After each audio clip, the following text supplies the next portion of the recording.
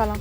وزارت امور داخله میگوید طالبان مسلح در جریان 2 هفته گذشته 781 فعالیت تروریستی انجام داده که از اساران 88 فرد ملکی شهید و 133 تن مجروح شده است. چین حمایتش را از پروسه صلح افغانستان اعلام کرد. سفیر چین در کابل در دیدار با معصوم استانکزی رئیس هیئت مذاکراتی حکومت در مورد پیشرفت‌های پروسه صلح صحبت کرده است. مردم ولسوالی زازای میدان بر ضد پاکستان تظاهرات کردند و گفته شرکت کنندگان تظاهرات پاکستان از خط فرضی دیورن گذشته و تلاش دارد سیم خاردار در 3 کیلومتری در داخل خاک افغانستان نصب کنند. والیان پیشین نورستان و هرات و برحال بدخشان و میدان وردک از سوی اداره عالی بازرس و سارنوالی معرفی شدند. اداره بازرس گفته است افراد یاد شده به خاطر فساد در بودجه کرونا به سارنوالی معرفی شدند و یک تجار با مصارف شخصیش در ولایت بدخشان مکتب می‌سازد. گفته شده 500,000 افغانی هزینه مکتب از سوی یک تجار افغان پرداخته می‌شود.